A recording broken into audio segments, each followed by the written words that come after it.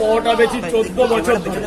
তো ওখানে আমাদের স্বপনদা, যাকে সব ক্যামেরায় আমি যার নাম বলে, তার পার্টি অফিসের উপরে আমি আজকে থেকে 14 বছর ধরে ওখানকার একটা বাজার কমিটি কিংবা একটা ব্যবসাদার, কি দাদা আমরা একই জায়গায় ব্যবসা করি। আজকে থেকে না, আরো 14 থেকে 15 বছর ধরে, যখন আমি এটুকু ছিলাম। আজকে আমার 31 বছর বয়স হয়ে গেল।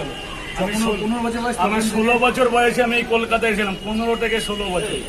তা সবাইকে বলেছি, স্বপনদা আমাকে একটা সাপোর্ট করেছে সেই 15 বছর ধরে, আজকের দিনও করে যাচ্ছে। আজকেও আমি ওখানেই আমার জায়গা আছে, কিন্তু এখন একটা লোকাল পার্টি অফিস এরকম ভিড় করলে ওই বাবুদের প্রবলেম হয়, যার জন্য স্বপনদা থেকে আমাকে এই জায়গাটা বসিয়ে দিয়ে গেছে। নাহলে কিন্তু এখানে দোকানদারি করার জায়গা না। আগের জায়গাটা তো খারাপ হয়ে গেল না? খারাপ বলতে কি, এইরকম ভিড় ভাট্টা হলে থেকে বেশি মেন রোড প্রশাসন বাবু স্বপনদা অনেক চেষ্টা করে যে দোকানটা রাখার। লাস্ট বড়বাবু পর্যন্ত, ওসি সাহেব পর্যন্ত এসে আমাকে বলে গেছে যে এরকম পাবলিক আমাদের সিসি ক্যামেরায় দেখা যায় না, আমাকে পাবলিক থেকে মানে বলছে আমরা সাপোর্ট করছি, কিন্তু পাবলিক থেকে পাবলিক সব তো তুই এখানে বস, কিছু হবে না। তো এখানকার অফিসাররা বলছে না, ব্যবসা রোডের উপরে তো এখানে জায়গাটা একটু বড় আছে, একটু বড় আছে।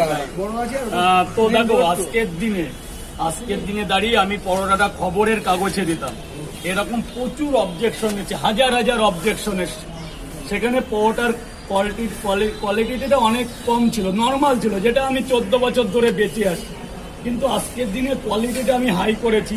দেখো স্ট্রিট ফুডে কিন্তু অনেক জায়গায় 40 টাকায় বিরিয়ানি বিক্রি হয়, আবার অনেক জায়গায় 80 টাকায়, আবার সেম কোয়ালিটি 250 টাকায়। তো খাবারের কোয়ালিটিটা আমি মনে করি ভালো। তো 5 জন যারা খায় তারা কিন্তু এখনো কেউ কমপ্লেন দেয়নি যে রাজুদা আমার 50 টাকায় প্রবলেম হচ্ছে, আমার 20 টাকায় প্রবলেম হচ্ছে কি আমার।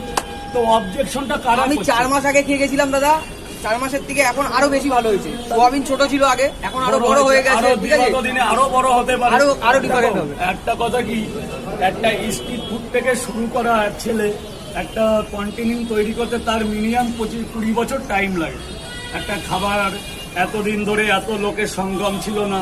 হ্যাঁ, আমি বিক্রি করতাম 300-400 পরোটাই বিক্রি করতাম, হয়তো 12টা 1টা বাজতো, কিন্তু কোয়ালিটিটা এত মজবুত ছিল না। যত লোকের ভালোবাসা পায় না, আগ্রহটা বাড়ে না। এর মধ্যে 1 কিলো জায়গায় 1.5 কিলো সোয়াবিন দিই, যেমন কাবলি ছোলাটা দিচ্ছি, পয়সার চাইতে আগ্রহটা বাড়ে, মানুষের ভালোবাসাটা পাচ্ছ বলে মানুষ আসছে।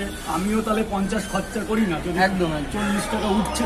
সেটাই। তো আমি কিন্তু আজকাল একটা প্লেট ইউজ করেছি, নাই এখন এরকম ধরনের একটা প্লেট ইউজ করেছি। 3টে পরোটা দিয়ে একটা প্লেটে মাত্র 30 টাকা, তরকারি আনলিমিটেড।